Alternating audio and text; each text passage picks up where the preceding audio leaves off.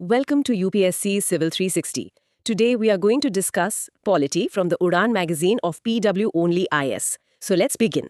आज के हमारी चर्चा का फोकस रहेगा panchayat, municipalities and cooperative societies पर और स्पेसिफिकली हम पंचायती राज इंस्टीट्यूशंस की गहराइयों को समझेंगे। तो चलिए सबसे पहले ये समझते हैं कि पंचायती राज है क्या, मतलब इसकी परिभाषा क्या है। देखिए, पंचायती राज भारत में ग्रामीण इलाकों में एक लोकल सेल्फ गवर्नमेंट्स की व्यवस्था है। इसे डेमोक्रेटिक डिसेंट्रलाइजेशन भी कहा जाता है। अच्छा, डेमोक्रेटिक डिसेंट्रलाइजेशन। हाँ, इसका मतलब है रूल बाय 5, यानी ये 5 बड़े बुजुर्गों द्वारा समुदाय के लिए फैसले लेने की जो पुरानी प्रथा थी उसी से प्रेरित है। और इसकी जड़ें तो काफी पुरानी है ना? जी, इसकी जड़ें प्राचीन भारतीय राजनीतिक इतिहास में हैं, लेकिन इसे एक फॉर्मल कॉन्स्टिट्यूशनल स्टेटस मिला 73rd अमेंडमेंट एक्ट के जरिए। यहाँ एक टर्म आता है प्रिंसिपल ऑफ सब्सिडियरिटी, ये क्या है? हाँ, ये एक बहुत जरूरी पॉलिटिकल कॉन्सेप्ट है जो डिसेंट्रलाइजेशन और लोकल डिसीजन मेकिंग को बढ़ावा देता है। मतलब जो काम निचले स्तर पर हो सकता है वो वहीं होना चाहिए। बिल्कुल, इसमें स्टेट गवर्नमेंट्स अपनी शक्तियां पंचायती राज इंस्टीट्यूशंस यानी पीआरआईज और म्युनिसिपैलिटीज को सौंपती हैं। तो इन पीआरआईज का मुख्य रोल क्या है? इसका मुख्य उद्देश्य है, एक तो डेवलपमेंट में पीपल्स पार्टिसिपेशन, दूसरा डेमोक्रेटिक डिसेंट्रलाइजेशन और तीसरा स्कूल्स ऑफ डेमोक्रेसी के रूप में काम करना। अच्छा, अब कुछ महत्वपूर्ण माइलस्टोन्स को भी देख लेते हैं, जैसे लोकल गवर्नमेंट कॉन्स्टिट्यूशन में कहाँ आता है? लोकल गवर्नमेंट कॉन्स्टिट्यूशन के 7th शेड्यूल के तहत एक स्टेट सब्जेक्ट है। मतलब इस पर कानून बनाने का अधिकार राज्यों का है? जी, और आज़ादी के बाद कम्युनिटी डेवलपमेंट प्रोग्राम 1952 और नेशनल एक्सटेंशन सर्विस 1953 शुरू हुए थे। लेकिन इनमें कुछ समस्याएं थी, है ना? हाँ, इनमें लो फ्रीक्वेंसी और पार्टिसिपेशन की कमी जैसी समस्याओं का सामना करना पड़ा और इसी के बाद बलवंत राय मेहता कमेटी 1957 आई। और फिर आया landmark 73rd constitutional amendment act 1992 में। जी, जिसने पीआरआईज को फॉर्मलाइज किया और ये 24 अप्रैल 1993 से लागू हुआ। इसीलिए इस दिन नेशनल पंचायती राज डे मनाया जाता है। और फर्स्ट पंचायती राज स्टेट? राजस्थान, नागौर में 2 अक्टूबर 1959 को। चलिए अब भारत में इसके विकास के सफर को देखते हैं, starting with the British period. हाँ, ब्रिटिश रूल के दौरान पंचायतों की ऑटोनॉमी मतलब स्वायत्ता काफी कम हो गई थी। लेकिन फिर मेयोज रेजोल्यूशन आया 1870 में। जी, उसने स्थानीय निकायों की शक्तियों और जिम्मेदारियों का विस्तार किया। यहाँ एक PW+ बॉक्स भी है, before Gram Swaraj had a name. इसमें लॉर्ड रिपन का जिक्र है। हाँ, ये बहुत दिलचस्प है। ग्राम स्वराज एक कॉन्स्टिट्यूशनल आइडिया बनने से बहुत पहले लॉर्ड रिपन ने इसका आधार रख दिया था। 1882 में। जी, 1882 में। उन्होंने लोकल बॉडीज को प्रशासन के टूल्स के रूप में नहीं, बल्कि स्कूल्स ऑफ डेमोक्रेसी के रूप में देखा। जिला परिषद की परिकल्पना भी उन्होंने की थी। वाओ! इसके बाद फिर 1907 में रॉयल कमीशन ऑन डिसेंट्रलाइजेशन आई, जिसने विलेज पंचायत के महत्व को पहचाना। और फिर मॉन्टेग्यू चेम्सफोर्ड रिफॉर्म्स 1919, जिसने लोकल गवर्नमेंट पावर्स को प्रोविंसेस में ट्रांसफर कर दिया। और पोस्ट इंडिपेंडेंस पीरियड में क्या हुआ? आज़ादी के बाद कॉन्स्टिट्यूशन के आर्टिकल 40 में राज्यों को विलेज पंचायत को संगठित करने का निर्देश दिया गया। तो अब सबसे महत्वपूर्ण हिस्से पर आते हैं, प्रमुख समितियां और उनकी सिफारिशें। ये एग्जाम पर्सपेक्टिव से बहुत जरूरी हैं। हाँ बिल्कुल, शुरुआत करते हैं बलवंत राय मेहता कमेटी 1957 से। इसे कम्युनिटी डेवलपमेंट प्रोग्राम्स और नेशनल एक्सटेंशन सर्विसेज की जांच के लिए स्थापित किया गया था, जो उतने सफल नहीं हुए थे। सही कहा। इनकी सबसे बड़ी रिकमेंडेशन थी एक 3-tier पंचायती राज सिस्टम। 3-tier सिस्टम मतलब? ग्राम पंचायत विलेज लेवल पर, पंचायत समिति ब्लॉक लेवल पर और जिला परिषद डिस्ट्रिक्ट लेवल पर। अच्छा, और elections? Direct elections village level पर और इनडायरेक्ट इलेक्शंस हायर लेवल्स के लिए। जिला परिषद का रोल क्या था? जिला परिषद एक एडवाइजरी और कोऑर्डिनेटिंग बॉडी होगी, जिसके अध्यक्ष डिस्ट्रिक्ट कलेक्टर होंगे। इसे नेशनल डेवलपमेंट काउंसिल ने 1958 में स्वीकार कर लिया। और इस नेशनल डेवलपमेंट काउंसिल में कौन कौन होता है? इसके मेंबर्स में प्राइम मिनिस्टर जो चेयरमैन होते हैं, यूनियन कैबिनेट के मिनिस्टर्स और सभी स्टेट्स के चीफ मिनिस्टर्स शामिल होते हैं। ठीक है, अब आते हैं अशोक मेहता कमेटी 1977 पर। इसका गठन पंचायती राज सिस्टम को रिवाइव और स्ट्रेंथन करने के लिए किया गया था। जी, और इनकी रिकमेंडेशन बलवंत राय मेहता कमेटी से काफी अलग थी। कैसे? इन्होंने 2-tier सिस्टम का सुझाव दिया, जिला परिषद डिस्ट्रिक्ट लेवल पर और मंडल पंचायत जो कि कुछ गांवों का क्लस्टर होता। अच्छा, 3-tier से 2-tier और क्या रिकमेंडेशंस थी? स्टेट में पंचायती राज के लिए एक डेडिकेटेड मिनिस्टर, डिस्ट्रिक्ट को डिसेंट्रलाइजेशन का की पॉइंट बनाना, पॉलिटिकल पार्टीज को पंचायत चुनावों में हिस्सा लेना चाहिए। ये तो काफी रेडिकल था। हाँ। और मैंडेटरी टैक्सेशन पावर्स की भी बात की, SC/STs के लिए सीट्स का रिजर्वेशन और PRIs के लिए कॉन्स्टिट्यूशनल स्टेटस का भी सुझाव दिया। लेकिन इन पर कोई एक्शन नहीं लिया गया। नहीं, उस समय की राजनीतिक अस्थिरता के कारण इन पर कोई कार्रवाई नहीं हो सकी। इसके बाद भी कुछ और समितियां आईं, जैसे दांडीकर कमेटी और हनुमंथराव कमेटी। हाँ, दांडेकर कमेटी 1978 का फोकस ब्लॉक लेवल प्लानिंग पर था और हनुमंथराव कमेटी 1984 ने सेपरेट डिस्ट्रिक्ट प्लानिंग बॉडीज की सिफारिश की, मतलब डिस्ट्रिक्ट कलेक्टर या मिनिस्टर के बजाय। फिर आई GVK राव कमेटी 1985 में। जी, इनकी रिकमेंडेशन थी कि जिला परिषद को प्लानिंग, इम्प्लीमेंटेशन और मॉनिटरिंग के लिए प्रमुख इंस्टीट्यूशन बनाया जाए। इन्होंने ही वो ग्रास विदाउट रूट्स वाली बात कही थी, है ना? हाँ, बिल्कुल। उन्होंने कहा कि अत्यधिक ब्यूरोक्रेसी के कारण PRIs ग्रास विदाउट रूट्स बन रहे थे, मतलब जड़ के बिना घास। कितनी सटीक बात है। इसके बाद आई LM सिंघवी कमेटी 1986 में। और ये कमेटी बहुत महत्वपूर्ण थी। इन्होंने सबसे मजबूती से PRIs के लिए कॉन्स्टिट्यूशनल रिकग्निशन की सिफारिश की। मतलब संविधान में एक नया चैप्टर जोड़ने का सुझाव दिया। जी, साथ ही गांवों के लिए न्याय पंचायत मतलब लोकल जुडिशियल बॉडीज और पंचायतों के लिए अधिक फाइनेंशियल रिसोर्सेज की भी बात की। और विवादों को सुलझाने के लिए ट्रिब्यूनल्स का भी सुझाव दिया। हाँ। फिर 1988 में थुंगॉन कमेटी। हाँ, इन्होंने भी 3 tiers ऑफ पंचायती राज का सुझाव दिया। जिला परिषद को लीड डिस्ट्रिक्ट प्लानिंग एजेंसी बनाने को कहा। और डिस्ट्रिक्ट कलेक्टर को जिला परिषद का CEO बनाने की बात की। जी, और सुपर सेशन का मैक्सिमम पीरियड 6 महीने, SCs, STs और वुमेन के लिए रिजर्वेशन, 5 years का fix tenure, state finance commission और स्टेट प्लानिंग कमेटी का भी सुझाव दिया। तो मतलब 73rd अमेंडमेंट का जो ब्लूप्रिंट है वो यहीं से तैयार होने लगा था। बिल्कुल। और आखिर में गाडगिल कमेटी 1988 में, जिसने इन सभी बातों को और पुख्ता किया। इन्होंने भी कॉन्स्टिट्यूशनल स्टेटस पे जोर दिया। हाँ, कॉन्स्टिट्यूशनल स्टेटस, तीनों स्तरों पर डायरेक्ट इलेक्शंस, पंचायतों को टैक्स लगाने की पावर, स्टेट फाइनेंस कमीशन और स्टेट इलेक्शन कमीशन की स्थापना। यही समिति 73rd कॉन्स्टिट्यूशनल अमेंडमेंट का आधार बनी। अगर आपको हमारा इनिशिएटिव पसंद आ रहा हो तो हमें सब्सक्राइब करके हमारा सपोर्ट करें। साथ ही इस वीडियो को अपने टेलीग्राम स्टडी ग्रुप्स में शेयर करें। वैसे 73rd अमेंडमेंट के बाद भी कई समितियां बनी। अच्छा? जी, जैसे 2001 में ललित माथुर की अध्यक्षता में task force on devolution of powers, 2005 में V रामाचंद्रन की अध्यक्षता में expert group on planning at grassroots level और 2012 में मणिशंकर अय्यर की अध्यक्षता में expert committee on leveraging panchayats. मतलब सुधार की प्रक्रिया चलती रही। हाँ, फोकस अब एक्चुअल डिवोल्यूशन पर था। तो अब आते हैं landmark 73rd constitutional amendment act 1992 पर। इसके मुख्य कॉन्स्टिट्यूशनल प्रोविजंस क्या थे? इसने कॉन्स्टिट्यूशन में 11th शेड्यूल जोड़ा, जिसमें 29 फंक्शनल आइटम्स हैं, और पार्ट IV को जोड़ा गया, जिसमें आर्टिकल 43 से 243O तक के प्रोविजंस हैं। सबसे पहले बात करते हैं ग्राम सभा की, आर्टिकल 243A। ग्राम सभा डायरेक्ट डेमोक्रेसी का प्रतीक है। इसमें गांव के सभी रजिस्टर्ड वोटर्स शामिल होते हैं। ये सेल्फ गवर्नमेंट की मुख्य इकाई है। और 3-tier सिस्टम? हाँ, ये पूरे देश में पंचायती राज का एक यूनिफॉर्म स्ट्रक्चर स्थापित करता है, विलेज, इंटरमीडिएट और डिस्ट्रिक्ट लेवल्स पर। इसमें कोई एक्सेप्शन है? हाँ, 20 लाख से कम आबादी वाले राज्यों को इंटरमीडिएट लेवल मतलब ब्लॉक या तालुक लेवल छोड़ने की अनुमति है, जैसे गोवा, सिक्किम, मिजोरम और अरुणाचल प्रदेश। इलेक्शंस का क्या प्रावधान है? सभी स्तरों पर मेंबर्स का चुनाव डायरेक्टली होता है। चेयरपर्सन्स का चुनाव लेजिस्लेटिव नॉर्म्स के अनुसार होता है।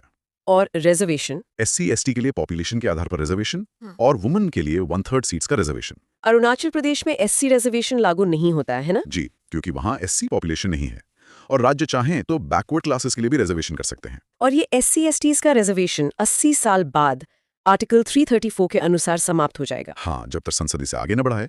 पंचायतों का ड्यूरेशन? 5 साल का फिक्स टेन्योर। डिसॉल्व होने पर 6 महीने के भीतर नए चुनाव होने चाहिए। और जो नई पंचायत चुनी जाएगी वो केवल शेष अवधि के लिए काम करेगी, पूरे 5 साल के लिए नहीं। डिस्क्वालिफिकेशन के ग्राउंड्स क्या है अंडर आर्टिकल 243F? ये राज्य विधान द्वारा परिभाषित किए जाते हैं, लेकिन मिनिमम एज लिमिट 21 वर्ष है। और डिस्क्वालिफिकेशन अथॉरिटी? वो भी स्टेट लेजिस्लेचर द्वारा ही परिभाषित की जाती है। अब बात करते हैं स्टेट इलेक्शन कमीशन की, आर्टिकल 243 के। जी, ये पंचायत चुनावों को ओवरसी करता है। इनकी अपॉइंटमेंट कौन करता है? स्टेट इलेक्शन कमिश्नर की नियुक्ति गवर्नर द्वारा की जाती है। और tenure? Conditions of service governor द्वारा निर्धारित की जाती हैं और उन्हें पोस्ट अपॉइंटमेंट बदला नहीं जा सकता। उन्हें केवल हाई कोर्ट जज के समान प्रक्रिया से ही हटाया जा सकता है। इलेक्टोरल मैटर्स में कोर्ट के इंटरफेरेंस पर भी रोक है, आर्टिकल 243O। हाँ, कोर्ट्स चुनावी मामलों में हस्तक्षेप नहीं कर सकते। कंस्टिट्यूएंसी डिलिमिटेशन या सीट अलॉटमेंट से संबंधित कानूनों की वैधता पर सवाल नहीं उठाया जा सकता। ठीक है, अब पंचायतों के पावर्स, फंक्शंस और फाइनेंसेस की बात करते हैं। राज्य पंचायतों को सेल्फ गवर्निंग इंस्टीट्यूशंस के रूप में कार्य करने के लिए आवश्यक शक्तियां दे सकते हैं। फाइनेंशियल पावर्स क्या हैं? पंचायतें टैक्सेस, ड्यूटीज, टोल्स और फीस लगा और वसूल कर सकती हैं। उन्हें राज्य के कंसोलिडेटेड फंड से ग्रैंड सेनेट यानी सहायता अनुदान भी मिल सकता है। और 11th शेड्यूल में जो 29 मैटर्स हैं? हाँ, वो 29 विषय हैं जिनके लिए योजना बनाने और उन्हें लागू करने की शक्तियां पंचायतों को दी जा सकती हैं। इनमें कौन कौन से विषय शामिल हैं? इसमें agriculture, land improvement, minor irrigation, animal husbandry, fisheries, social forestry, small scale industries, rural housing, drinking water, roads, rural electrification, poverty alleviation, education, health and sanitation, women and child development, public distribution system और maintenance of community assets जैसे कई जरूरी विषय हैं।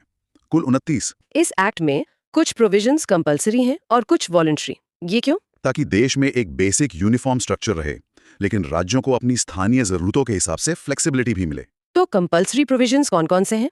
गांवों में ग्राम सभा का संगठन, तीनों स्तरों पर पंचायतें, सभी सीटों के लिए डायरेक्ट इलेक्शंस, चुनाव लड़ने के लिए न्यूनतम आयु 21 वर्ष और एससीज, एसटीज और महिलाओं के लिए सीट्स का रिजर्वेशन, ये सब अनिवार्य हैं। और वॉलंटरी प्रोविजंस। इसमें राज्यों को फ्लेक्सिबिलिटी दी गई है, जैसे ग्राम सभा को कितनी शक्तियां देनी है, विलेज पंचायत के चेयरपर्सन का चुनाव कैसे होगा, पंचायत में एमपीज और स्टेट लेजिस्लेचर्स के प्रतिनिधियों को शामिल करना है या नहीं, और पिछड़े वर्गों के लिए रिजर्वेशन का प्रावधान करना है या नहीं। ठीक है, तो चलिए कुछ मुख्य फीचर्स को फिर से दोहराते हैं। टेन्योर है 5 इयर्स। जी, और डिसॉल्व होने पर 6 महीने के भीतर चुनाव, और नई पंचायत केवल शेष अवधि के लिए काम करेगी। पंचायत चुनावों के लिए स्टेट इलेक्शन कमीशन। और पंचायतों के फाइनेंशियल स्टेटस की समीक्षा के लिए हर 5 साल में स्टेट फाइनेंस कमीशन। और पावर्स में इकोनॉमिक डेवलपमेंट और सोशल जस्टिस की जिम्मेदारियां, जिसमें 11th शेड्यूल के 29 फंक्शंस शामिल हैं। बिल्कुल। और फाइनेंशियल पावर्स में टैक्सेस लगाने की क्षमता, राज्य के टैक्सेस का हिस्सा मिलना और ग्रांट्स इन एड शामिल हैं। शुरुआत करते हैं स्टेट फाइनेंस कमीशन से। ये है आर्टिकल 243I। सोर्स के मुताबिक गवर्नर हर 5 साल में इस कमीशन को कॉन्स्टिट्यूट करते हैं।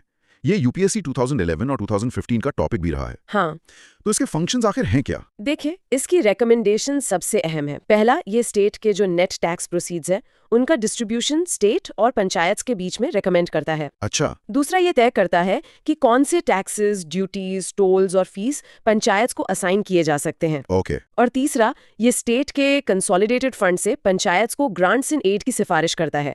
बेसिकली ये लोकल बॉडीज तक पैसा आसानी से पहुंचे, उसका ब्लूप्रिंट तैयार करता है। सोर्स में कॉम्पोजिशन एंड क्वालिफिकेशंस का भी जिक्र है। कहा गया है कि इसे स्टेट लेजिस्लेचर डिफाइन करती है। इसका क्या मतलब हुआ? इसका मतलब है कि हर स्टेट अपने हिसाब से कमीशन के मेंबर्स की क्वालिफिकेशंस और उनकी संख्या तय कर सकता है। ये स्टेट्स को फ्लेक्सिबिलिटी देता है। राइट। और अकाउंटेबिलिटी के लिए रिपोर्टिंग का प्रोविजन है। जो भी रिकमेंडेशंस गवर्नर को दी जाती हैं, उन्हें एक एक्शन टेकन रिपोर्ट के साथ स्टेट लेजिस्लेचर के सामने रखना अनिवार्य है। यानी सरकार को बताना पड़ता है कि उन्होंने रिकमेंडेशंस पर क्या एक्शन लिया। बिल्कुल, ताकि वो रिकमेंडेशन सिर्फ कागज पर न रह जाएं। एक पॉइंट सेंट्रल फाइनेंस कमीशन पर भी है। वो भी पंचायत रिसोर्सेज को बढ़ाने के लिए स्टेट फंड्स को ऑगमेंट करने के मेजर्स रिकमेंड कर सकती है। हाँ, ये एक तरह का टॉप डाउन सपोर्ट मैकेनिज्म है, जहां सेंट्रल फाइनेंस कमीशन भी लोकल बॉडीज की फाइनेंशियल हेल्थ का ध्यान रखती है। ठीक है, आगे बढ़ते हैं। पंचायत से जुड़े अदर प्रोविजंस की बात करते हैं। पहला पॉइंट है एग्जिस्टिंग लॉज का। Article 243N। हाँ, इसके तहत इस एक्ट के लागू होने के 1 साल बाद तक ये कंटिन्यू रहेंगे। ये एक ट्रांजिशन फेज प्रोवाइड करने के लिए है, ताकि जब नया सिस्टम आए तो अचानक से कोई लीगल वैक्यूम ना बन जाए। एग्जैक्टली। और पुराने कानून तब तक काम करते रहें जब तक नए उनकी जगह न ले लें। अगला है audit of accounts. Article 243J के अंडर यहाँ भी स्टेट लेजिस्लेचर रिकमेंडेशन सबमिट करेगी। और ये बहुत जरूरी है। जहां पैसा है वहां हिसाब किताब की जरूरत भी है। ये लोकल लेवल पर फाइनेंशियल प्रोबिटी यानी माली ईमानदारी के लिए एक crucial check and balance mechanism है। एप्लीकेबिलिटी टू यूटीज के बारे में क्या ये कानून यूनियन टेरिटरीज पर भी लागू होते हैं? हाँ, होते हैं, लेकिन प्रेसिडेंट चाहे तो कुछ एक्सेप्शंस या मॉडिफिकेशंस के साथ उन्हें लागू कर सकते हैं। और कुछ एरियाज पूरी तरह से एग्जेम्प्ट भी हैं, है ना? बिल्कुल। एग्जेम्पशंस के अंडर नागालैंड, मिजोरम और मेघालय जैसे स्टेट्स, और जहां डिस्ट्रिक्ट काउंसिल्स हैं, उन एरियाज का जिक्र है। और यही एग्जेम्पशंस हमें एक बहुत इंपॉर्टेंट टॉपिक पर ले आते हैं, extension to scheduled areas. Yes. Source कहता है कि पार्लियामेंट इन प्रोविजंस को कुछ खास एक्सेप्शंस और मॉडिफिकेशंस के साथ एक्सटेंड कर सकती है, और इसके लिए पैसा एक्ट बनाया गया। ये एक्ट ट्राइबल एरियाज में ऑटोनॉमस रीजन्स बनाता है। यूपीएससी 2013 में इस पर सवाल भी आया था। सही कहा। ये इसलिए जरूरी था क्योंकि इन ट्राइबल एरियाज का अपना एक अलग सोशल और ट्रेडिशनल स्ट्रक्चर है। आप उन पर सीधे सीधे नॉर्मल पंचायत सिस्टम नहीं थोप सकते। पैसा एक्ट इसी गैप को ब्रिज करता है। तो चलिए panchayat extension to scheduled areas PESA act 1996 में गहराई से उतरते हैं। ये 2012 यूपीएससी का भी टॉपिक था। इसके मेन फीचर्स क्या हैं? इसका सबसे पहला और बुनियादी फीचर है स्टेट लेजिस्लेशन को लेकर। पैसा कहता है कि स्टेट जो भी कानून बनाएगा वो वहाँ की कम्युनिटीज के कस्टमरी लॉज, सोशल और रिलीजियस प्रैक्टिसेस के अनुरूप होना चाहिए। मतलब कानून जमीन से जुड़ा हो, ऊपर से थोपा हुआ ना हो। बिल्कुल। और विलेज डेफिनेशन भी आम गांव से अलग है यहाँ पर। हाँ, यहाँ विलेज का मतलब एक हैबिटेशन या ग्रुप ऑफ हैबिटेशंस है जो अपने मामले ट्रेडिशंस के अनुसार मैनेज करते हैं। इससे ट्राइबल कम्युनिटीज के ट्रेडिशनल स्ट्रक्चर को रिस्पेक्ट मिलती है, ना कि उन पर एक आर्टिफिशियल एडमिनिस्ट्रेटिव बाउंड्री लगा दी जाती है। और यहाँ आती है ग्राम सभा, जिसका हर गांव में होना मैंडेटरी है। सोर्स कहता है कि ग्राम सभा के पास शेड्यूल्ड एरियाज में जमीन के एलियनेशन को रोकने की पावर है और माइनर फॉरेस्ट प्रोड्यूस पर उनका ओनरशिप है। हाँ, ये 2012 और 2013 दोनों साल यूपीएससी में हाईलाइट हुआ था। बिल्कुल। और ये पैसा का आधार है लोकल कम्युनिटी को सीधे सीधे एम्पावर करना। अब ये जो माइनर फॉरेस्ट प्रोड्यूस है ना, ये बहुत अहम है। जैसे हम बात कर रहे हैं तेंदुपत्ता, बांस, शहद, गोंद जैसी चीजों की, जो वहाँ की लोकल ट्राइबल इकोनॉमी की रीढ़ की हड्डी हैं। ग्राम सभा को इन पर ओनरशिप देना मतलब कम्युनिटी को उनकी रोजी रोटी पर सीधा कंट्रोल देना। सोर्सेज में मिनिस्ट्री ऑफ ट्राइबल अफेयर्स मोटा का भी जिक्र है, जो scheduled tribes and other traditional forest dwellers act 2006 को इंप्लीमेंट करने की नोडल एजेंसी है। ये नेशनल लेवल पर फॉरेस्ट और लाइवलीहुड ऑब्जेक्टिव से डील करती है। ये 2021 यूपीएससी का पॉइंट है। हाँ, और ये पैसा से जुड़ा हुआ है। फॉरेस्ट राइट्स एक्ट 2006 के तहत ग्राम सभा ही वो अथॉरिटी है जो इंडिविजुअल या कम्युनिटी फॉरेस्ट राइट्स के नेचर और एक्सटेंट को डिटरमाइन करने का प्रोसेस शुरू कर सकती है। अच्छा, चलिए पैसा के अंडर ग्राम सभा की पावर्स को और तोड़कर देखते हैं। पहला, अथॉरिटी। ये कम्युनिटी ट्रेडिशंस को प्रोटेक्ट करती है, बेनिफिशियरीज को आइडेंटिफाई करती है और प्लान्स को अप्रूव करती है। फिर आता है seat reservations. Reservation community population के प्रोपोर्शन में होगा, जिसमें से 50% शेड्यूल्ड ट्राइब्स के लिए होगा। राइट। और सभी पंचायत लेवल्स के चेयरपर्सन्स भी शेड्यूल्ड ट्राइब्स के लिए रिजर्व्ड होंगे। सोर्स इसमें एक न्यूआंस ऐड करता है। अगर इंटरमीडिएट या डिस्ट्रिक्ट लेवल पर एसटीज का रिप्रेजेंटेशन नहीं है तो स्टेट उन्हें नॉमिनेट कर सकता है, लेकिन ये नॉमिनेशन टोटल मेंबर्स के 10% से ज्यादा नहीं हो सकता। Got it. आगे बढ़ते हैं land acquisition and resource management पर। यहाँ एक कंसल्टेशन रिक्वायरमेंट है। हाँ, डेवलपमेंट प्रोजेक्ट्स के लिए जमीन एक्वायर करने से पहले ग्राम सभा या पंचायत से कंसल्ट करना जरूरी है। ये फोर्स डिस्प्लेसमेंट के खिलाफ एक अहम सेफगार्ड है। इससे ये सुनिश्चित होता है कि विकास के नाम पर लोकल कम्युनिटी की आवाज को दबाया ना जाए। और यही प्रिंसिपल वाटर बॉडी मैनेजमेंट पर भी लागू होता है। हाँ, जहाँ माइनर वाटर बॉडीज की प्लानिंग और मैनेजमेंट पंचायत को सौंपी जाती है। और मैंडेटरी रिकमेंडेशंस के तहत माइनर मिनरल्स के लिए प्रोस्पेक्टिंग लाइसेंस या माइनिंग लीज देने से पहले ग्राम सभा से रिकमेंडेशन लेना अनिवार्य है। बिल्कुल, ये कम्युनिटी को उनके लोकल रिसोर्सेज के एक्सप्लॉयटेशन में एक से देता है। उनकी मर्जी के बिना उनकी जमीन के नीचे से कुछ नहीं निकाला जा सकता। ग्राम सभा के पास और भी पावर्स एंड रिस्पॉन्सिबिलिटीज हैं। पहला है प्रोहिबिशन एनफोर्समेंट, मतलब नशीली चीजों की बिक्री और कंजम्पशन पर कंट्रोल। दूसरा लैंड मैनेजमेंट, स्केड्यूल्ड एरियाज में जमीन का एलियनेशन रोकना और विलेज मार्केट्स को मैनेज करना। तीसरा resource control, local plans, resources और ट्राइबल सब प्लान्स पर अथॉरिटी। और आखिर में सेफगार्ड्स। यस, स्टेट के कानून ये सुनिश्चित करेंगे कि higher level panchayat, lower level panchayat या ग्राम सभा की शक्तियों को हड़प ना लें। सोर्सेज में एडमिनिस्ट्रेटिव स्ट्रक्चर और इनकंसिस्टेंट लॉज पर भी पॉइंट्स हैं। स्टेट लेजिस्लेचर को 6th शेड्यूल के एडमिनिस्ट्रेटिव फ्रेमवर्क को फॉलो करना चाहिए। और पैसा के साथ इनकंसिस्टेंट कोई भी स्टेट लॉ प्रेसिडेंट की मंजूरी के 1 साल के अंदर अंदर खत्म हो जाएगा। चलिए अब sources of revenue for Panchayati Raj institutions पर चर्चा करते हैं। पैसा आता कहां से? पहला तो है यूनियन गवर्नमेंट से ग्रांट्स, जिसे सेंट्रल फाइनेंस कमीशन यानी आर्टिकल 280 रेकमेंड करती है। फिर आता है स्टेट गवर्नमेंट से डेवल्यूशन। हाँ, जो स्टेट फाइनेंस कमीशन की रिकमेंडेशंस पर बेस्ड होता है, जिसे हमने शुरुआत में डिस्कस किया था। स्टेट गवर्नमेंट से लोन्स, ग्रांट्स भी मिल सकते हैं। और सेंट्रली स्पॉन्सर्ड स्कीम्स के अंडर प्रोग्राम स्पेसिफिक एलोकेशंस भी एक सोर्स हैं। और सबसे अहम, उनका अपना इंटरनल रिसोर्स जनरेशन, जिसमें वो खुद टैक्स और नॉन टैक्स रेवेन्यू से पैसा इकट्ठा करते हैं। यही उनकी असली आजादी का आधार है। अब सोर्स में एक बॉक्स आइटम है, एक PW+ case when education became a ballot filter. अच्छा, ये Rajbala versus state of Haryana 2015 case के बारे में। सुप्रीम कोर्ट ने कानून को सही ठहराया, जिसमें पंचायत चुनाव लड़ने के लिए मिनिमम एजुकेशन जरूरी कर दी गई थी। ये एक बहुत ही दिलचस्प मुद्दा उठाता है। एक तरफ बेहतर पढ़े लिखे नेता इफेक्टिव गवर्नेंस दे सकते हैं, लेकिन दूसरी तरफ क्या ये राइट टू कंटेस्ट इलेक्शंस पर एक तरह की पाबंदी नहीं है? बिल्कुल, क्या इससे एक बहुत बड़ा तबका, खास करके महिलाएं और मार्जिनलाइज्ड कम्युनिटीज जो हिस्टोरिकली एजुकेशन से वंचित रहे हैं, लोकतंत्र की प्रक्रिया से बाहर नहीं हो जाते? सोर्सेज इस टेंशन को हाईलाइट करते हैं। बिल्कुल, ये एक ऐसी बहस है जिसका कोई आसान जवाब नहीं है। अगर आपको हमारी इनिशिएटिव पसंद आ रहा हो तो हमें सब्सक्राइब करके हमारा सपोर्ट करें। साथ ही इस वीडियो को अपने टेलीग्राम स्टडी ग्रुप्स में शेयर करें। ओके, तो अब हम लोकल सेल्फ गवर्नमेंट के दूसरे स्तंभ की तरफ बढ़ते हैं, अर्बन लोकल गवर्नेंस, म्युनिसिपैलिटीज। सही ट्रांजिशन है। पहले कुछ कॉन्टेक्स्ट। लोकल गवर्नमेंट कॉन्स्टिट्यूशन के 7th शेड्यूल के अंडर एक स्टेट सब्जेक्ट है। राइट। और अर्बन लोकल गवर्नमेंट को ministry of housing and urban affairs, ministry of defence और ministry of home affairs regulate करती हैं। और ये अर्बन लोकल बॉडीज शहरों का प्रशासन देखती हैं, जिनका फोकस पब्लिक सर्विसेज और इंफ्रास्ट्रक्चर पर होता है। सोर्स यहाँ एक कॉन्स्टिट्यूशनल मैंडेट का इशू नोट करता है। शुरुआत में इंडियन कॉन्स्टिट्यूशन में अर्बन सेल्फ गवर्नमेंट के लिए कोई क्लियर प्रोविजंस नहीं थे। अच्छा। हाँ, डायरेक्टिव प्रिंसिपल्स में विलेज पंचायत का जिक्र था, लेकिन म्यूनिसिपैलिटीज का जिक्र सिर्फ इनडायरेक्ट तरीके से स्टेट लिस्ट के एंट्री 5 में था। तो इसका मतलब इन्हें संवैधानिक दर्जा हासिल नहीं था। Let's trace the evolution of urban governance. Source इसकी जड़ें ब्रिटिश कॉलोनियल पीरियड में बताता है। हाँ, ये पूरी कहानी है। शुरुआत होती है 1688 में, जब मद्रास में पहला म्यूनिसिपल कॉर्पोरेशन एस्टैब्लिश हुआ। इतना पुराना? हाँ, फिर 1726 में बॉम्बे और कलकत्ता में। उसके बाद 1870 में लॉर्ड मेयो का रेजोल्यूशन आया जिसका मकसद फाइनेंशियल डिसेंट्रलाइजेशन था। लेकिन असली गेम चेंजर, जिसे source Magna Carta of local self government कहता है, वो था 1882 का लॉर्ड रिपन का रेजोल्यूशन। राइट, लॉर्ड रिपन को इसीलिए father of local self government in India माना जाता है। हाँ, क्योंकि उन्होंने इन बॉडीज को सिर्फ एडमिनिस्ट्रेशन का टूल नहीं बल्कि लोकतंत्र की पाठशाला के रूप में देखा। इसके बाद का सफर भी तेजी से आगे बढ़ा।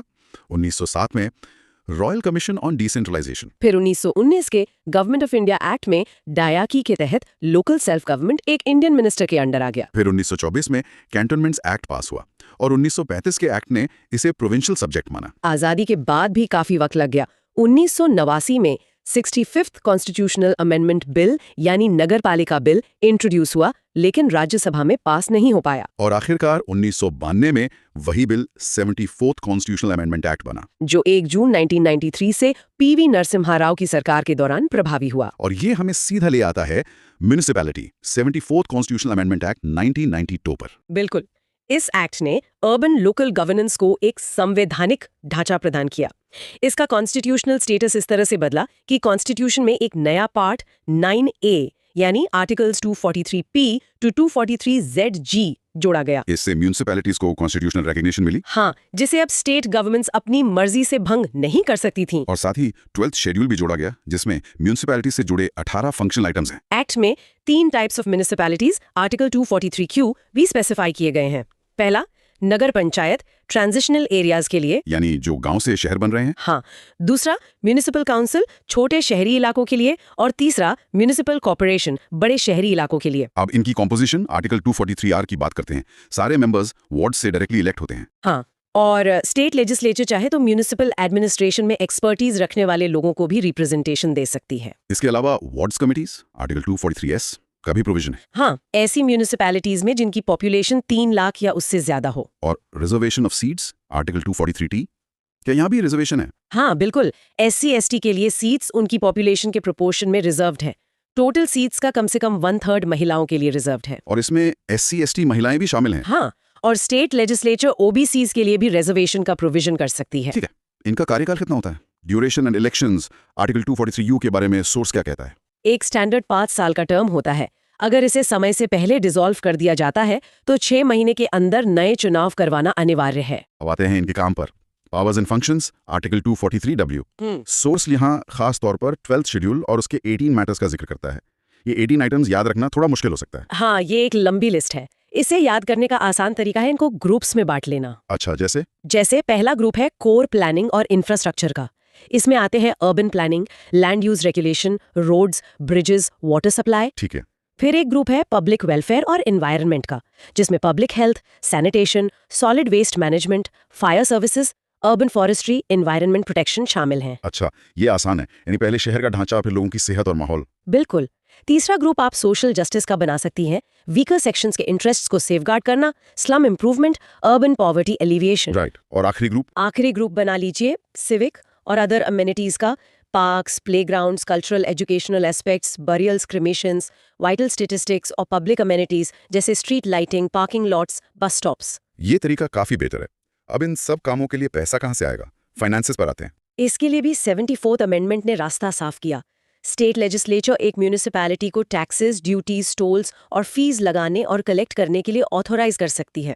और स्टेट गवर्नमेंट भी अपने कलेक्ट किए हुए टैक्सेस उन्हें असाइन कर सकती है और स्टेट के कंसोलिडेटेड फंड से ग्रांट्स इन एड भी दे सकती है। फाइनेंसेस के बाद आता है audit of accounts article 243Z। हाँ, अकाउंट्स की मेंटेनेंस और ऑडिटिंग के लिए प्रोविजन स्टेट लेजिस्लेचर बनाएगी। और elections to the municipalities article 243ZA की पूरी जिम्मेदारी स्टेट इलेक्शन कमीशन की होती है। यस, जो कि एक इंडिपेंडेंट बॉडी है। ठीक है, आखिर में कुछ मिसलेनियस पॉइंट्स हैं। Application to union territories article 243ZB, मतलब ये यूटीज पर भी लागू होता है। हाँ, प्रेसिडेंट के मॉडिफिकेशंस के साथ। लेकिन यहाँ भी कुछ एग्जेम्प्टेड एरियाज आर्टिकल 243ZC है। ये act scheduled areas, tribal areas और दार्जिलिंग गोरखा हिल काउंसिल पर लागू नहीं होता। और आखिरी point, bar to court interference article 243ZG, इसका क्या मतलब है कि कोर्ट्स इंटरफेयर नहीं कर सकती? इसका मतलब ये नहीं है कि कोई जुडिशियल रिव्यू नहीं हो सकता। इसका मतलब है कि म्यूनिसिपल चुनावों से जुड़ी कोई भी चुनौती, जैसे डिलिमिटेशन या सीट अलॉटमेंट, सीधे कोर्ट में नहीं ले जाई जा सकती। अच्छा। उसके लिए स्टेट लेजिस्लेशन द्वारा निर्धारित एक इलेक्शन पिटीशन दायर करनी होगी। ये प्रोसेस को स्ट्रीमलाइन करने के लिए है। शुरुआत करते हैं भारत में अर्बन गवर्नमेंट के टाइप से। ये लोकल सेल्फ गवर्नमेंट का एक बहुत महत्वपूर्ण हिस्सा है और इनसे जुड़े सवाल प्रीलिम्स और मेंस दोनों में पूछे जाते हैं। ओके, तो सबसे पहले बात करते हैं म्यूनिसिपल कॉर्पोरेशन की। ये तो बड़े शहरों के लिए होती है ना? एग्जैक्टली इनका एस्टैब्लिशमेंट कैसे होता है? एग्जैक्टली ये बड़े अर्बन सेंटर्स के लिए होती हैं। देखिए, राज्यों में इनका एस्टैब्लिशमेंट स्टेट लेजिस्लेचर के एक्ट्स द्वारा होता है। और यूनियन टेरिटोरीज में? यूनियन टेरिटोरीज में पार्लियामेंट के एक्ट्स द्वारा किया जाता है। और इसकी स्ट्रक्चर कैसी होती है? मेरा अंदाजा है कि काफी कॉम्प्लेक्स होगी। हाँ, कॉम्प्लेक्स होती है। इसमें एक काउंसिल होती है जिसे एक मेयर हेड करते हैं। साथ ही स्टैंडिंग कमिटीज होती हैं और एक म्युनिसिपल कमिश्नर भी।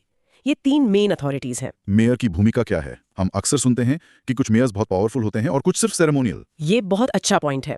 मेयर म्युनिसिपल कॉर्पोरेशन काउंसिल की अध्यक्षता करते हैं, लेकिन उनका इलेक्शन मोड और टर्म, जो अक्सर 1 से 5 साल के बीच होता है, वो अलग-अलग राज्यों के स्टेट म्युनिसिपल लॉज द्वारा डिटरमिन किया जाता है। अच्छा, तो इसी वजह से पावर में इतना वेरिएशन होता है। जी, और ये काउंसिल, स्टैंडिंग कमिटीज और म्युनिसिपल कमिश्नर, इनके बारे में थोड़ा बताइए। तो देखिए, काउंसिल जो है वो लेजिस्लेटिव विंग है। इसमें डायरेक्टली इलेक्टेड काउंसिलर्स और कुछ नॉमिनेटेड एक्सपर्ट्स होते हैं। Nominated experts? हाँ, जिन्हें म्युनिसिपल एडमिनिस्ट्रेशन में नॉलेज हो।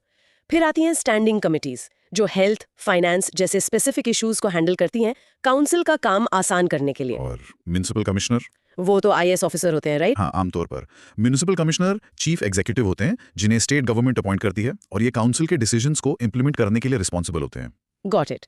तो अगला है 2 म्युनिसिपैलिटीज। ये कॉर्पोरेशन से कैसे अलग है? सिर्फ साइज का फर्क है? हाँ, प्राइमरीली साइज का ही।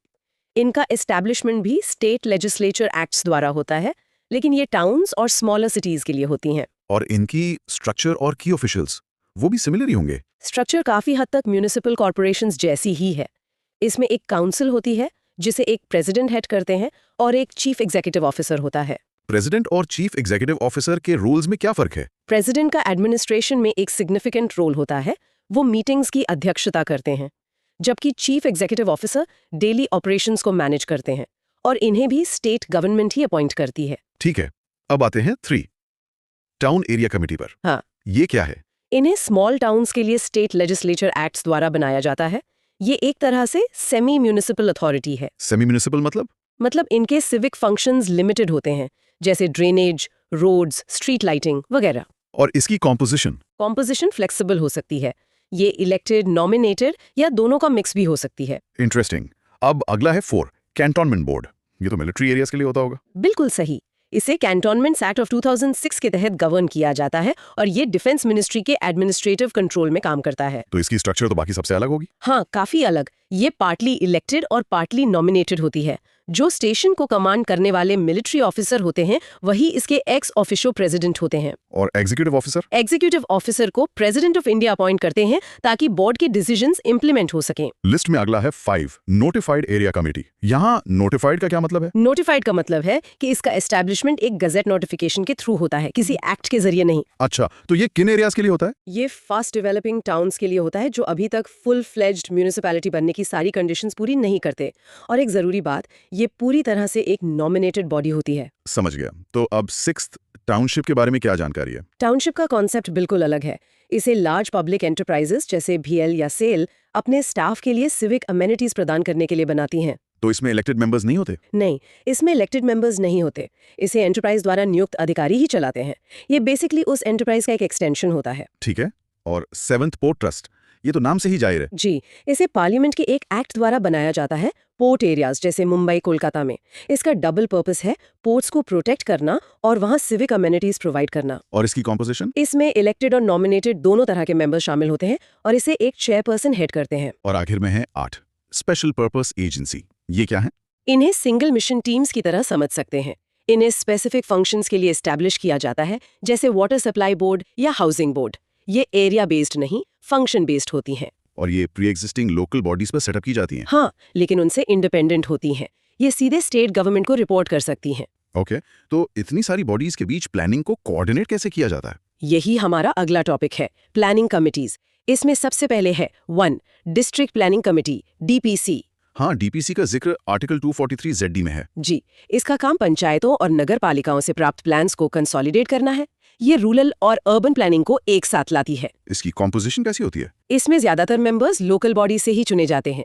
कम से कम 4/5 मेंबर्स जिला पंचायत और म्युनिसिपैलिटीज के इलेक्टेड मेंबर्स द्वारा चुने जाते हैं। और ये प्रोपोर्शन कैसे डिसाइड होता है? ये रूरल और अर्बन पॉपुलेशन के अनुपात में होता है। तो इसका मुख्य फंक्शन है एक ड्राफ्ट डेवलपमेंट प्लान तैयार करना। हाँ, ये डिस्ट्रिक्ट के लिए एक ड्राफ्ट डेवलपमेंट प्लान तैयार करके स्टेट गवर्नमेंट को भेजती है। और बड़े शहरों मेट्रोपॉलिटन एरियाज के लिए उसके लिए 2 मेट्रोपॉलिटन प्लानिंग कमेटी, है ना? एग्जैक्टली। इसका जिक्र आर्टिकल 243 ZE में है। ये 10 लाख से ज्यादा आबादी वाले मेट्रोपॉलिटन एरियाज के लिए होती है। इसकी कॉम्पोजिशन डीपीसी जैसी ही है? हाँ, प्रिंसिपल वही है। इसमें 2/3 मेंबर्स लोकल बॉडीज से चुने जाते हैं और रिप्रेजेंटेशन पॉपुलेशन रेशियोज पर बेस्ड होता है। इसका काम भी मेट्रोपॉलिटन एरिया के लिए एक ड्राफ्ट डेवलपमेंट प्लान तैयार करना और उसे स्टेट गवर्नमेंट को भेजना है।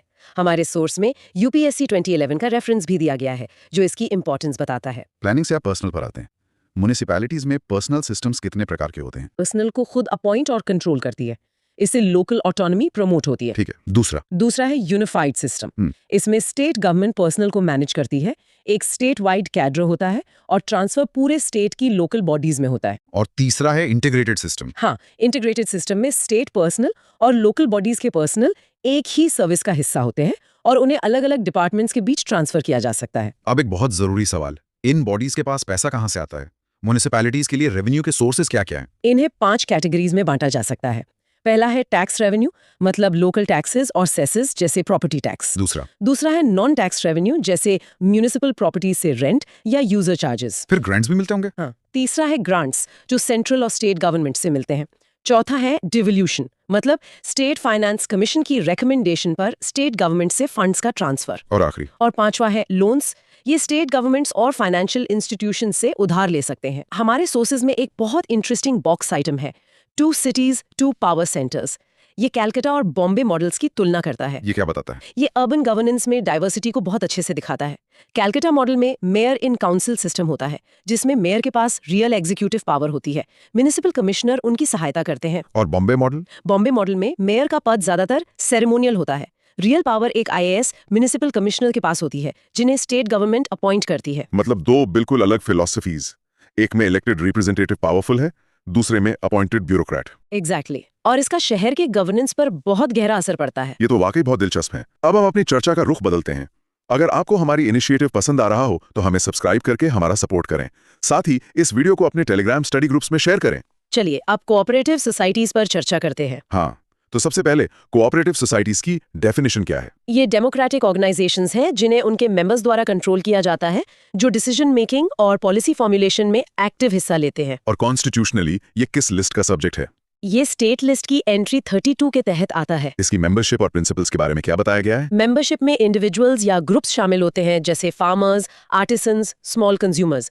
और प्रिंसिपल्स की बात करें तो ये सेल्फ हेल्प, म्यूचुअल रेजिस्टेंस और कॉमन गुड पर आधारित होते हैं, प्रॉफिट पर नहीं। इन्हें कॉन्स्टिट्यूशनल रिकॉग्निशन कब मिली? ये तो काफी बाद में हुआ है ना? हाँ, काफी बाद में। इन्हें भारत में 97th constitutional amendment act of 2011 के माध्यम से संवैधानिक रूप से मान्यता दी गई। ठीक है, अब कोऑपरेटिव्स के इतिहास पर एक नजर डालते हैं। प्री इंडिपेंडेंस फेज में क्या हुआ? इसकी शुरुआत किसानों की जरूरत से हुई। लेट 19th सेंचुरी में किसानों पर मनी लेंडर्स के फाइनेंशियल बर्डन्स को कम करने की जरूरत महसूस की गई। तो सरकार ने कोई कदम उठाया? हाँ, 1901 में सर एडवर्ड लॉ के अध्यक्षता में एक कमेटी ने कोऑपरेटिव क्रेडिट सोसाइटीज की स्थापना की सिफारिश की। और इसी से पहला एक्ट बना? जी, 1904 में cooperative credit societies act 1904 pass हुआ और केनागिनाहाल कर्नाटक में the agricultural credit cooperative society Bharat की पहली कोऑपरेटिव सोसाइटी बनी। इसके बाद क्या हुआ? 1910 में एक नया एक्ट आया और फिर 1919 के गवर्नमेंट ऑफ इंडिया एक्ट ने कॉर्पोरेशन को एक प्रोविंशियल सब्जेक्ट बना दिया, जिसका सुपरविजन एक प्रोविंशियल मिनिस्टर करते थे। और पोस्ट इंडिपेंडेंस फेज में क्या प्रमुख डेवलपमेंट्स हुए? आजादी के बाद कॉर्पोरेशन को इकोनॉमिक डेवलपमेंट के लिए एक जरूरी टूल माना गया। First prime minister Jawaharlal Nehru ने 5-year प्लान्स में इसे काफी प्रमोट किया। और आज क्या स्टेटस है? आज भारत में 29 करोड़ से ज्यादा मेंबर्स के साथ 8 लाख से ज्यादा कोऑपरेटिव सोसाइटीज हैं, जो 91% गांव को कवर करती हैं। इसमें नेशनल फेडरेशन से लेकर प्राइमरी एग्रीकल्चरल क्रेडिट सोसाइटीज तक सब शामिल हैं। और MUL, लिज्जत पापड़ जैसे बड़े नाम भी इसी मूवमेंट से निकले हैं। हाँ बिल्कुल, MUL, लिज्जत पापड़, IFFCO ये सब इसके सफल उदाहरण हैं। चलिए अब 97 कॉन्स्टिट्यूशनल अमेंडमेंट एक्ट ऑफ 2011 पर आते हैं। ये एक लैंडमार्क अमेंडमेंट है। इसका कॉन्स्टिट्यूशनल स्टेटस और की चेंजेस क्या हैं? इसने कोऑपरेटिव सोसाइटीज को संवैधानिक दर्जा और संरक्षण प्रदान किया। और की चेंजेस क्या थे? 3 बड़े चेंजेस हुए। पहला, आर्टिकल 19(1)(c) के तहत कोऑपरेटिव सोसाइटीज बनाने का अधिकार एक फंडामेंटल राइट बन गया। दूसरा, एक नया directive principle of state policy article 43B जोड़ा गया, जो स्टेट को कोऑपरेटिव सोसाइटीज के प्रमोशन के लिए डायरेक्ट करता है। और तीसरा सबसे बड़ा चेंज? तीसरा, कॉन्स्टिट्यूशन में एक नया हिस्सा new part 9B the cooperative societies articles 243ZH to 243ZT जोड़ा गया। तो पार्ट 9B के तहत मुख्य कॉन्स्टिट्यूशनल प्रोविजंस क्या हैं? आर्टिकल 243ZI के तहत स्टेट लेजिस्लेचर इनके इनकॉर्पोरेशन, रेगुलेशन और वाइंडिंग अप के लिए कानून बना सकती है। और बोर्ड कॉम्पोजिशन और टर्म के बारे में क्या कहता है? मतलब आर्टिकल 243ZJ, इसमें डायरेक्टर्स की संख्या अधिकतम 21 तय की गई है। टर्म 5 साल का होगा और टर्म खत्म होने से पहले इलेक्शंस होने चाहिए। इसमें रिजर्वेशन का भी प्रोविजन है? हाँ, 1 सीट फॉर SC/ST और 2 सीट्स फॉर विमेन का प्रावधान है। साथ ही अप टू 2 को-ऑप्टेड मेंबर्स भी हो सकते हैं, लेकिन बिना वोटिंग राइट्स के। और सरकार की दखलंदाजी को रोकने के लिए super session and suspension article 243ZL में क्या है? बोर्ड्स को अधिकतम 6 मंथ्स के लिए सस्पेंड किया जा सकता है, और अगर किसी सोसाइटी में कोई गवर्नमेंट शेयर होल्डिंग या फाइनेंशियल एड नहीं है तो उसे सुपरसीड नहीं किया जा सकता। ये तो ऑटोनॉमी के लिए बहुत बड़ा स्टेप है। ऑडिट ऑफ अकाउंट्स के बारे में क्या? आर्टिकल 243ZM के अनुसार सोसाइटीज को फाइनेंशियल ईयर के 6 मंथ्स के भीतर एनुअल ऑडिट्स कराने होंगे, और ऑडिटर एक स्टेट अप्रूव्ड पैनल से अपॉइंट किया जाएगा। और मीटिंग्स और रिपोर्ट्स? हाँ, आर्टिकल 243ZN के तहत सोसाइटीज को 6 मंथ्स के भीतर रिटर्न्स फाइल करने होते हैं, और एनुअल जनरल बॉडी मीटिंग्स भी अनिवार्य हैं। ट्रांसपेरेंसी के लिए भी कोई स्पेसिफिक आर्टिकल है? जी, आर्टिकल 243ZO ये मेंबर्स को बुक्स, अकाउंट्स और इन्फॉर्मेशन तक एक्सेस देता है और कोऑपरेटिव एजुकेशन को बढ़ावा देता है। इसके अलावा और कौन से प्रोविजंस हैं इस अमेंडमेंट में? आर्टिकल 243ZQ में ऑफेंसेस एंड पेनाल्टीज का जिक्र है, जिसे स्टेट लेजिस्लेटर्स डिफाइन कर सकती हैं। और मल्टी स्टेट कोऑपरेटिव्स पर ये कैसे लागू होता है? आर्टिकल 243ZR कहता है कि ये प्रोविजंस उन पर भी लागू होंगे, लेकिन स्टेट गवर्नमेंट के रेफरेंसेस को पार्लियामेंट और सेंट्रल गवर्नमेंट से रिप्लेस किया जाएगा। यूनियन टेरिटरीज के लिए? उनके लिए आर्टिकल 243ZS है, जो कहता है कि ये प्रोविजंस लागू होंगे, और आर्टिकल 243ZT ने मौजूदा स्टेट लॉज को अमेंडमेंट के हिसाब से बदलने के लिए 1 साल का समय दिया था। इतने बड़े अमेंडमेंट को जरूर लीगल चैलेंजेस मिले होंगे। इससे जुड़े कुछ इंपॉर्टेंट कोर्ट केसेस भी हैं? हाँ, 2 प्रमुख मामले हैं। पहला, राजेंद्र शाह केस 2013। इसमें गुजरात हाई कोर्ट ने 97th अमेंडमेंट एक्ट को ultra vires the constitution declare कर दिया। किस आधार पर? आधार ये था कि कोऑपरेटिव सोसाइटीज एक स्टेट सब्जेक्ट है, इसलिए आर्टिकल 368 के तहत इस अमेंडमेंट के लिए कम से कम आधे राज्यों से रैटिफिकेशन की जरूरत थी, जो नहीं ली गई थी। तो फिर सुप्रीम कोर्ट का क्या फैसला आया? 2021 में सुप्रीम कोर्ट ने गुजरात हाई कोर्ट के फैसले को बरकरार रखा, लेकिन एक बहुत ही नुआंस्ड तरीके से। मतलब? सुप्रीम कोर्ट ने सिर्फ पार्ट IXB के उस हिस्से को इनवैलिड किया जो स्टेट कोऑपरेटिव सोसाइटी से संबंधित है। जो हिस्सा मल्टी स्टेट कोऑपरेटिव सोसाइटी से जुड़ा है, उसे वैलिड रखा गया है। अच्छा, तो पार्ट IXB अभी भी कॉन्स्टिट्यूशन में है, लेकिन सिर्फ मल्टी स्टेट कोऑपरेटिव्स पर लागू होता है। बिल्कुल सही। अंत में मिनिस्ट्री ऑफ कोऑपरेशन 2021 का जिक्र है। हाँ, 2021 में गवर्नमेंट ऑफ इंडिया ने सहाकार से समृद्धि, प्रोस्पेरिटी थ्रू कोऑपरेशन के विजन को प्रमोट करने के लिए मिनिस्ट्री ऑफ कोऑपरेशन की स्थापना की। इसके ऑब्जेक्टिव्स क्या हैं? पहला, स्ट्रेंथन द कोऑपरेटिव फ्रेमवर्क। दूसरा, प्रमोट ग्रासरूट्स डेवलपमेंट। तीसरा, कोऑपरेटिव्स के लिए enhance ease of doing business. और चौथा, इंश्योर ट्रांसपेरेंसी एंड मॉडर्नाइजेशन। तो ये थी हमारी विस्तृत चर्चा अर्बन लोकल बॉडीज और कोऑपरेटिव सोसाइटीज पर। हमने म्युनिसिपैलिटीज के स्ट्रक्चर से लेकर 97th अमेंडमेंट के लीगल नुआंसेस और सुप्रीम कोर्ट के जजमेंट्स तक सब कुछ कवर किया। ये सभी पॉइंट्स एग्जाम पर्सपेक्टिव से बेहद जरूरी हैं। बिल्कुल, और सहकार से समृद्धि के विजन के साथ एक डेडिकेटेड मिनिस्ट्री ऑफ कोऑपरेशन की स्थापना के बाद एक विचारणीय प्रश्न यह उठता है कि सहकारी आंदोलन यानी कोऑपरेटिव मूवमेंट राज्य के कानूनों और राजनीतिक हितों के जटिल जाल से गुजरते हुए वास्तव में एक जन केंद्रित आंदोलन कैसे बन सकता है।